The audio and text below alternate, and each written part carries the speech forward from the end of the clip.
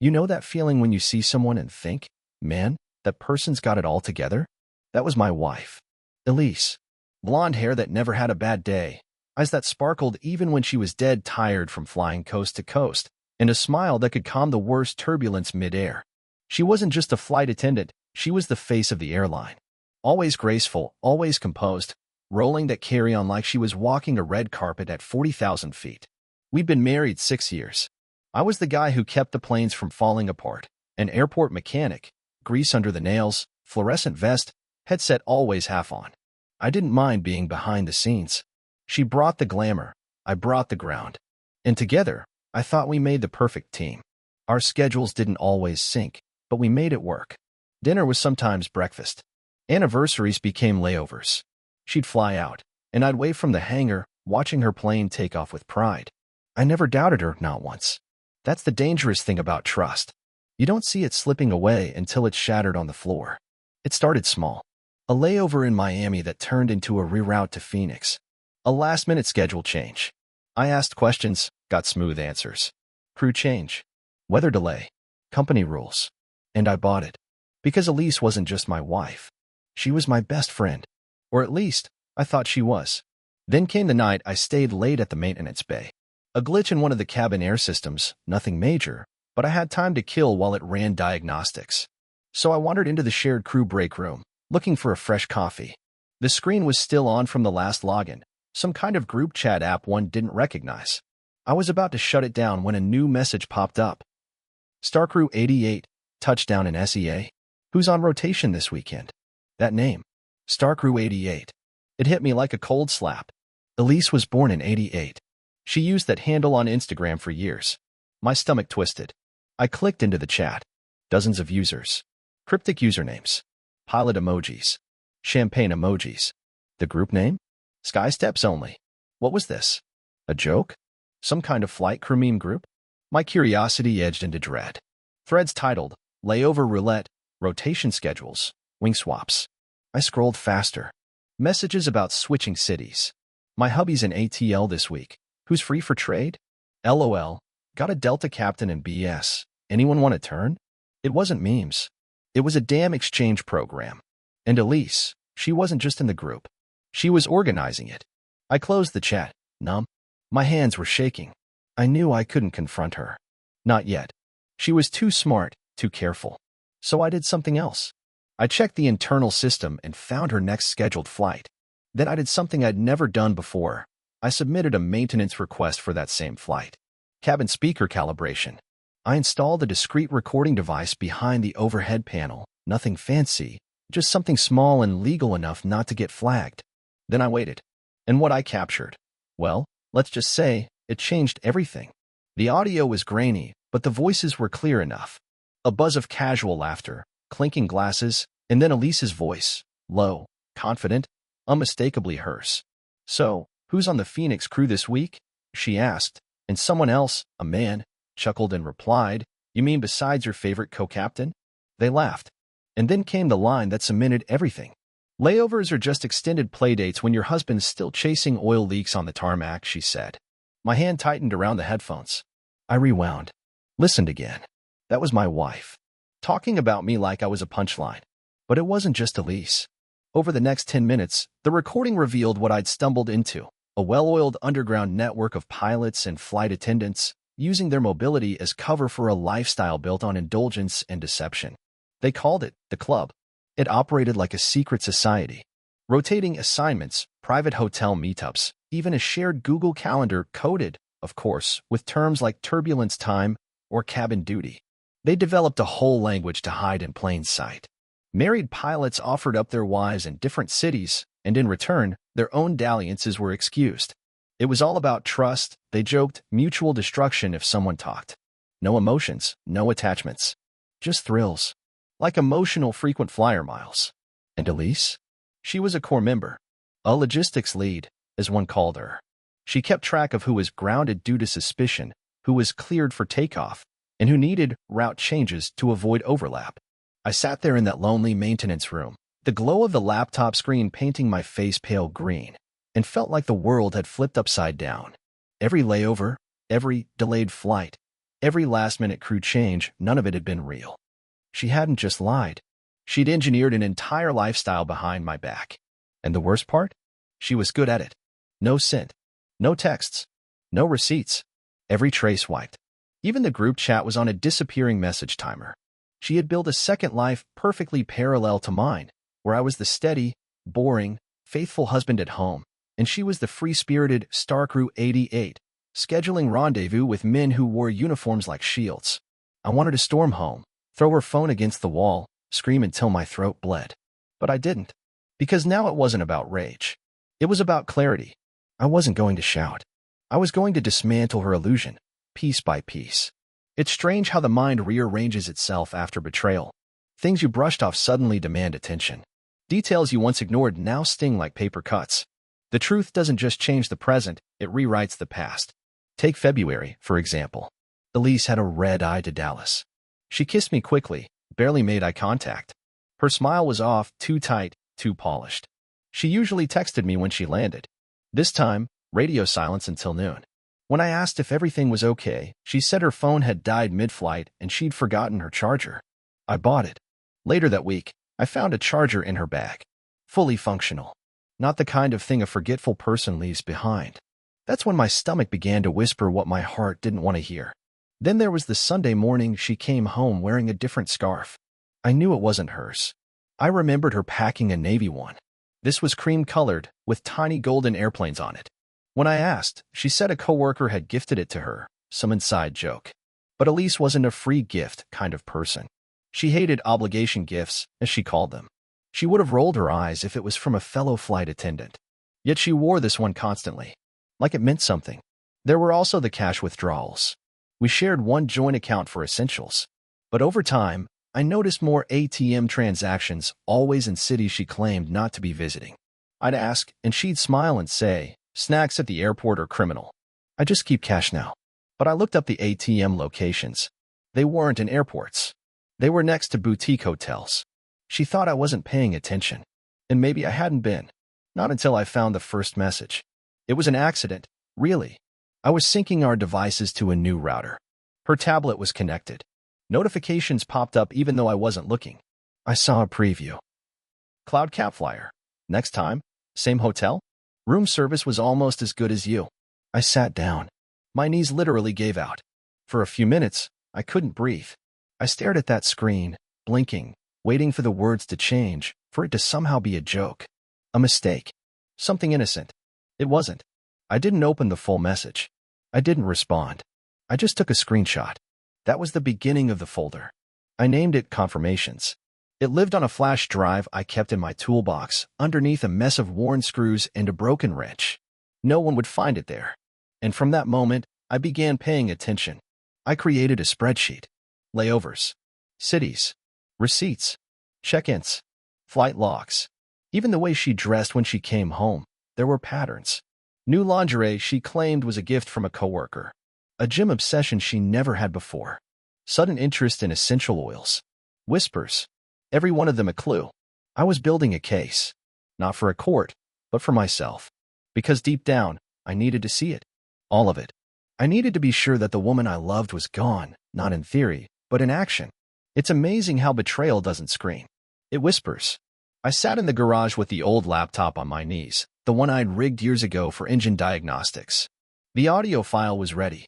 The hidden mic I placed behind panel 4A in the crew lounge of Flight 207 had done its job. It was Elise's flight. A standard coast-to-coast from Seattle to Charlotte.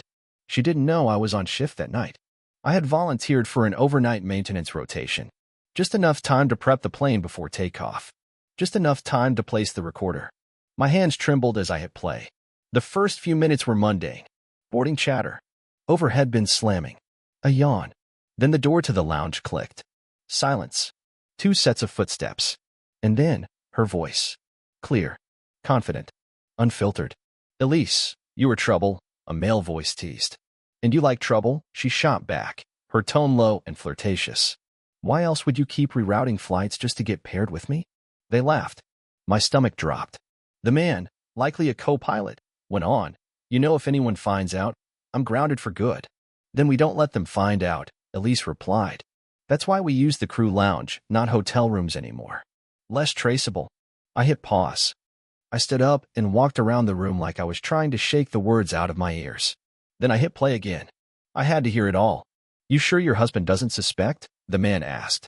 Elise's voice didn't hesitate. Dave? Please. He still thinks crew scheduling is random. Poor guy's probably changing tires while I'm changing partners. The room spun. I sat down again, this time slower. She wasn't hiding it. She wasn't even guilty. She sounded proud. Another voice chimed in, a woman. I hadn't noticed her steps. She must have come in quietly. Clock's ticking. Don't forget the calendar's full next week. 3 cities. You're tagged in Phoenix. I know, Elise said. Already booked the switch. Then came something that almost made me throw the laptop. Elise added, honestly, this whole club makes things so much easier. No strings, no guilt, just clean takeoffs and smooth landings. I paused the audio. My vision blurred. My throat was dry.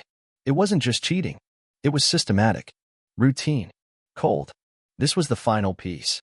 I had seen the messages, tracked the receipts, noticed the smells, the behavior, the distance. But this was irrefutable. Her words, her voice, her plan. No excuses. No ambiguity. I didn't delete the file. I backed it up. Twice. Uploaded a copy to a private cloud, locked with a passphrase only I would ever guess, her nickname for me from our honeymoon. The irony didn't escape me. This wasn't just about catching her. It was about reclaiming my clarity, my sanity. The puzzle was complete, and I was done playing the fool.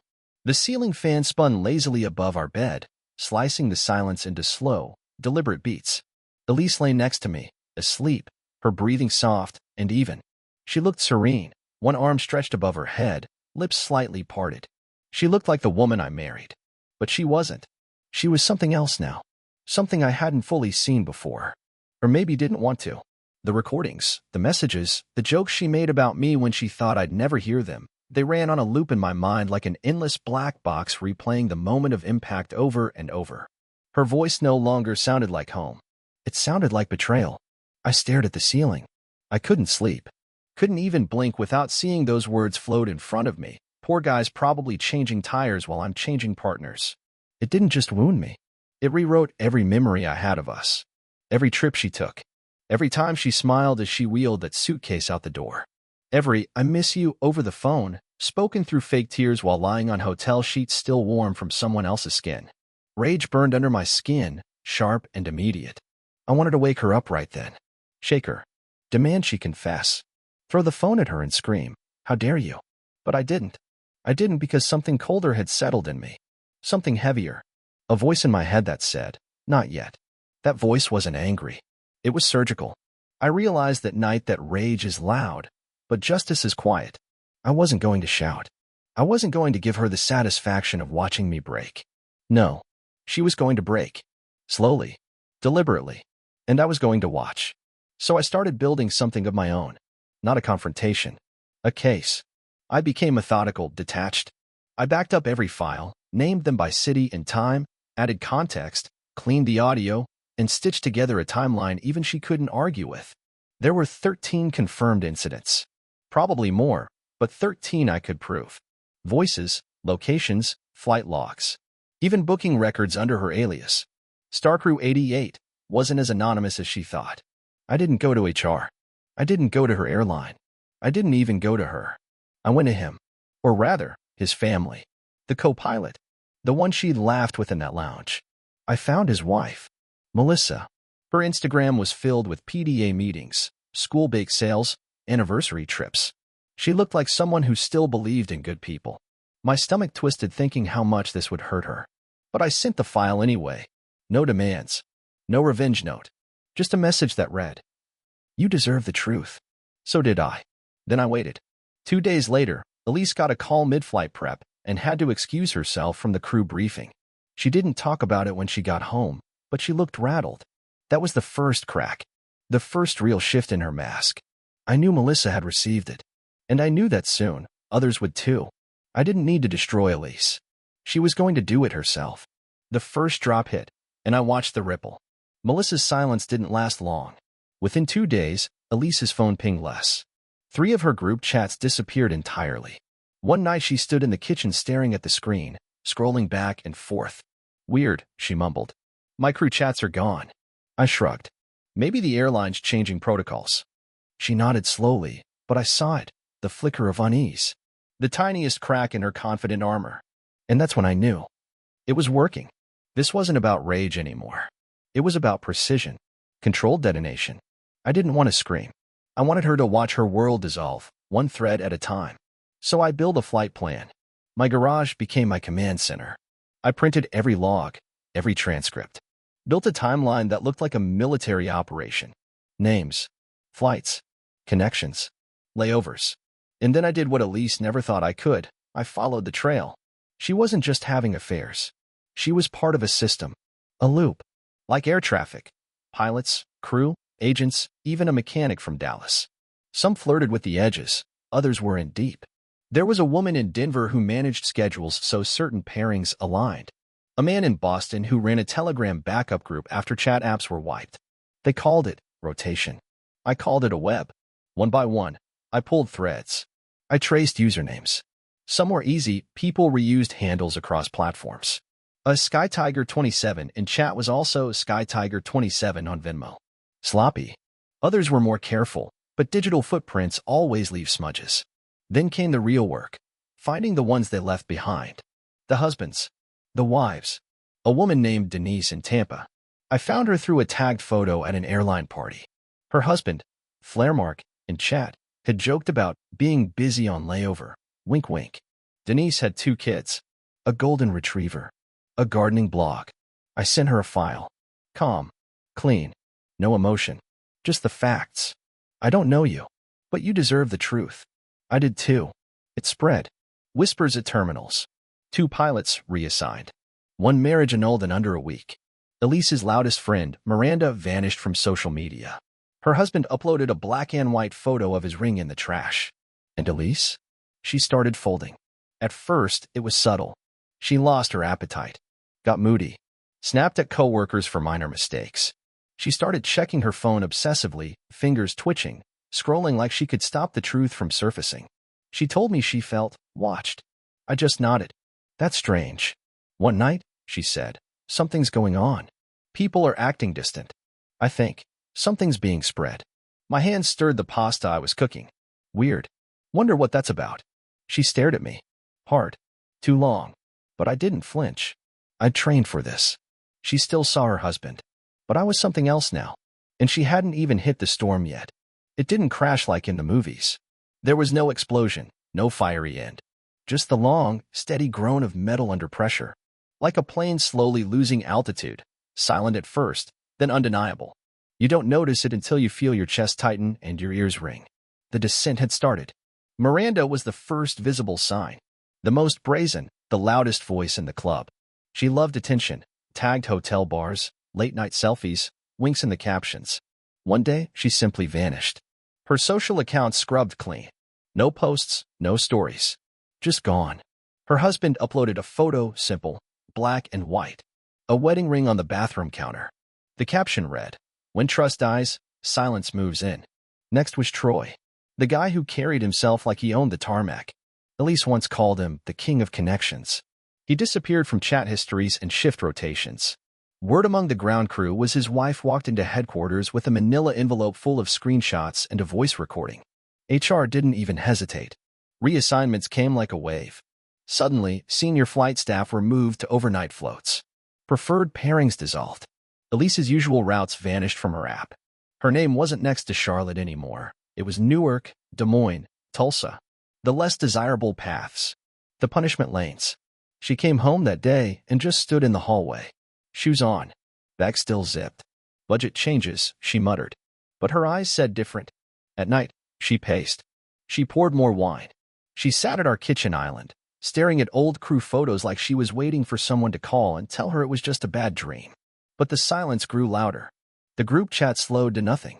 One by one, accounts were deleted, numbers changed, flights swapped. The club was disintegrating. One of them, Jet Switch, was removed from a manifest after a confidential ethics report. Another was caught on security footage entering a hotel room on a layover not listed in his flight log. No one went public. It wasn't that kind of scandal. It was quieter, colder. Careers didn't explode. They eroded. Reputations didn't burn. They unraveled.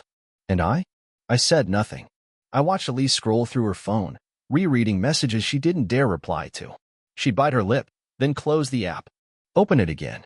Sometimes she'd sigh, mutter stupid, and delete the draft. She asked questions she never used to. Do you think people can come back from something big? Do you think I've changed? I never lied. But I never gave her the full truth either. Just a soft smile. A shrug. What she wanted was redemption. What I wanted was reality. The weight of consequence pressing against the lies she'd told. She once flew with confidence. With grace. Now she descended quietly, awkwardly, but steadily. She found the file on a Sunday afternoon. I was in the garage under the car, oil slick hands, radio playing classic rock like it always did. The sun was warm, and for a moment, I felt like the world had gone still. But then the back door slammed. Hard. Her footsteps hit the concrete like dropped tools, fast, panicked, wrong. She held the laptop in both hands. Her knuckles were white. Her eyes, red, like she'd cried, or was about to. You sent this? She asked. I didn't answer. She stepped closer. The files. The audio. The screenshots. You did this. Again, I said nothing. The silence stretched so long it started to feel like its own language. I found the folder, she stammered. Sky steps. You saved everything. You watched me lie. You heard me say those things, and you didn't say a word. Still nothing. You've just been watching me while you destroyed everything. I stood up slowly, wiped my hands, looked at her. Calm, centered, not cold, but something beyond warmth. You knew, she whispered. You knew, and just let it happen. I nodded once. Just once. She took a step back like I'd hit her.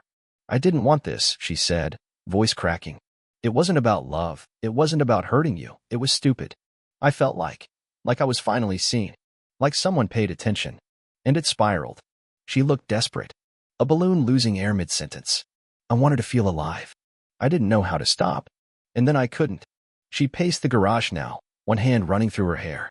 You don't understand what it's like to disappear in your own life, she muttered. But I did.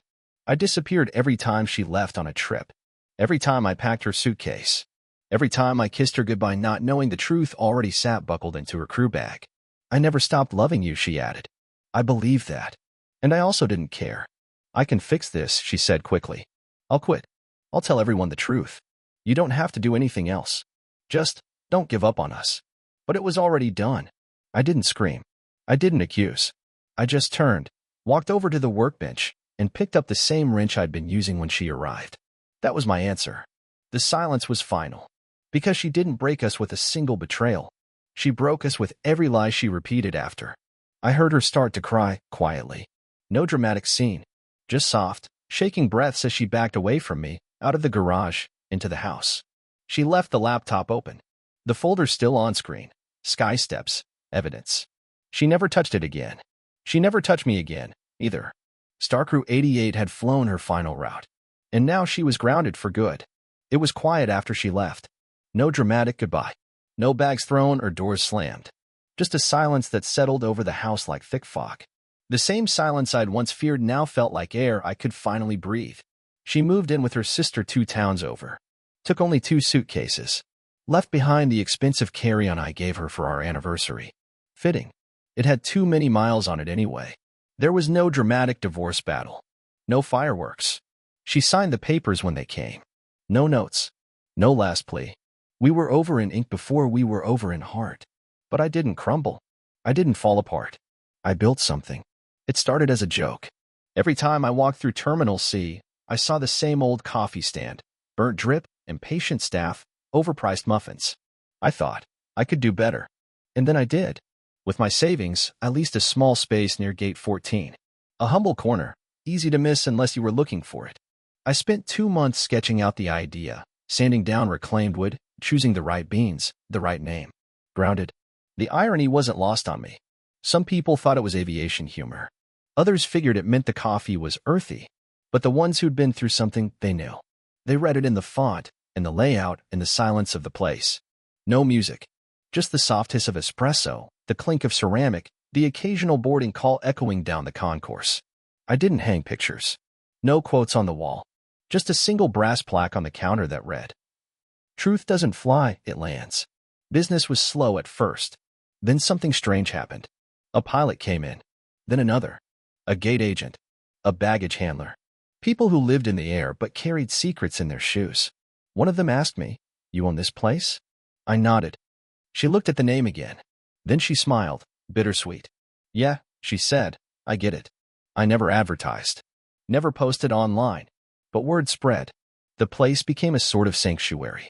Not for dramatic tales or therapy, just for quiet. People came in, said little, drank slow. And me? I worked the counter, poured coffee, cleaned tables, breathed. Every so often, someone would mention Elise in passing. Heard she transferred. Think she left aviation. I never asked for details. I didn't need them. Her story wasn't mine anymore. One day, months after opening, I saw her. She passed through the terminal, wheeling a different bag, her face thinner, her stride smaller. She glanced at my cafe. She paused, just for a moment, then kept walking. She didn't come in. She didn't have to. She read the sign. She knew. And I wiped the counter clean and smiled. There's a moment, after the wreckage, after the smoke clears, when you stand still and realize you survived. Not just physically, fully. Your soul, bruised but intact. Your heart, quiet but beating. And your future, finally your own. That moment came to me 6 months after Elise walked out of our garage. I was sweeping the cafe, morning light pouring through the window, dust dancing like fireflies. I looked around at the polished wood I built, the quiet customers, the woman reading by the window, and I felt it. Peace. Not the fake kind you post about. The real kind that comes when you face the ugliest version of your life and said, "I'm still here." That's when I understood. Elise didn't break me. She freed me. She freed me from pretending, from self-doubt, from holding on to a version of marriage that existed only in my head. Her betrayal didn't shatter me. It stripped me. Stripped away illusions, lies, the comfort of routine. And beneath all that, I found me. I learned how to enjoy silence, how to build something from scratch, hands raw, heart wary, but steady. I learned to recognize real connection. It's not grand gestures or perfect timing. It's consistency, eye contact, respect in the quiet moments. I stopped needing to be understood by everyone. I started understanding myself. Some days, grief still visits. It sneaks in through music or a passing scent. That's okay. Healing isn't a line. It's a spiral. You return to the same pain sometimes, but each time with more wisdom. To anyone reading this, anyone sitting in the aftermath of betrayal, let me tell you what I wish someone told me. You are not broken. You are not to blame for someone else's secrets. You didn't fail because someone failed you. Let yourself grieve. Fully. Don't rush to fix the pain or pretend it's gone. Feel it. Name it. Then watch it shrink. Don't look for revenge. Let the truth do the work. It always does. Surround yourself with people who don't ask you to explain your pain. Just hold space for it. And when you're ready, rebuild. Not for them. Not to prove anything. But because you deserve a life that feels like home. Mine started with a small cafe in Terminal C. Yours might begin somewhere else, a canvas, a trail, a guitar, a dog, a blank page. Don't worry where. Just begin. Because the story didn't end when they betrayed you. It began when you decided to keep going. I don't know what lies ahead, but I do know this. I'm grounded. And finally, I'm free.